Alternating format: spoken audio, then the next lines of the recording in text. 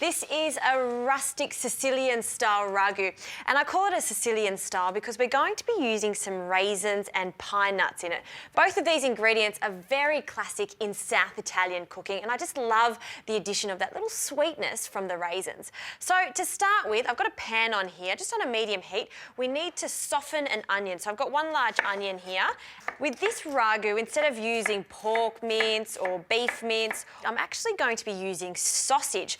I've got 5 sausages here, Italian style sausages. I love the addition of the sausages because they've already got some flavours in them. So we've got some chilli, a little bit of fennel and lots of pepper.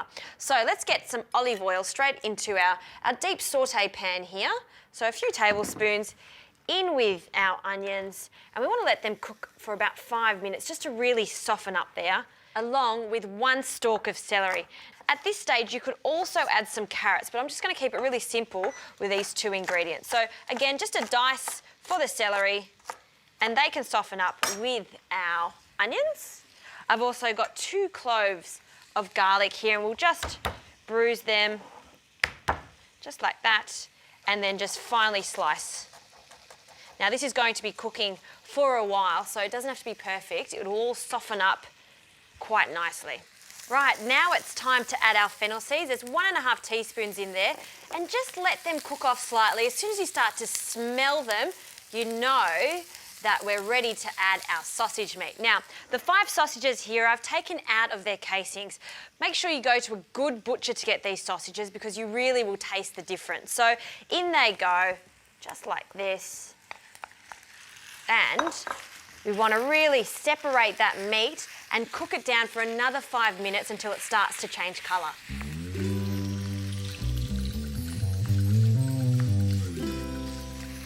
Now we're really building on these flavours now, so we need some richness to this, so a little bit of tomato paste.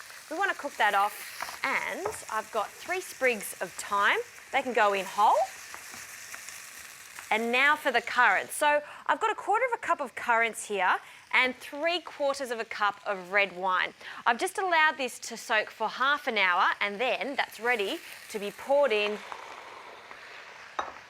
Beautiful, wow, it smells so good. Those sausages just have all those wonderful flavours that you can start to smell in the kitchen. Now you can see that that's bubbling away. This just needs 30 seconds just to cook off that alcohol. I need 600 grams of crushed tomatoes. We're going to pour that in just like that. We'll give that a good stir. So now we're going to bring this to the boil, then turn it down and cook it for about 45 minutes to an hour, or until it's really rich and thick.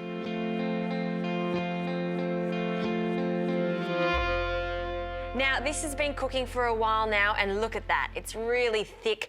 And just look at these little currants, they've really plumped up nicely here. Now we can just leave this on the heat while we get our couscous ready. Now I'm using pearl couscous today. I love pearl couscous, it's got a great texture to it. And if you haven't used it before, it's essentially pasta, durum wheat that's been milled into semolina and then formed into these beautiful little pearls. So once they puff up when they cook, they just look gorgeous. So I'm going to be using this today and folding through our ragu. So the quantities are very easy to remember. It's 1 cup of pearl couscous to 2 cups of water. But we cook this in a little bit of a different way to pasta. First, a little bit of olive oil in a saucepan, just like this. Once that's hot, we start adding our pearl couscous. Now we want to toast this off for about 2 minutes, just until it starts to change colour. We'll get that really nice toasted flavour. So let's give that a stir, just like this. I'll let this get golden brown, and then I'm going to add the 2 cups of water and cook it for roughly around 16 minutes, or until the pearl couscous has absorbed all of that water.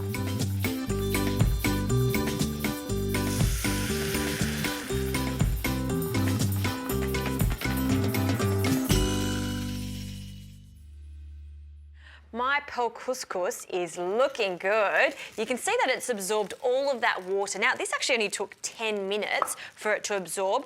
I actually like to take it off just a little bit before, so it's just al dente. Because I'm going to add the ragu to it, it will continue cooking. So let's get our delicious Sicilian ragu. I'm going to add a few tablespoons to it. It'll almost look like a risotto.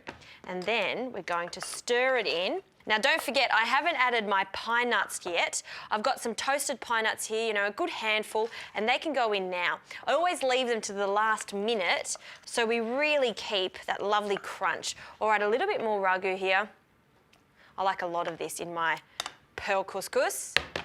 And then one more stir, and we can serve up. So in a beautiful light blue plate today, we're just going to pile that up. And Parmesan cheese, I do love it a lot. And I'm just going to take off little slithers of Parmesan just for the look of it. And then we can just add that to the top. A little bit of good quality olive oil here. I've got a really nice Australian one here just to finish it off.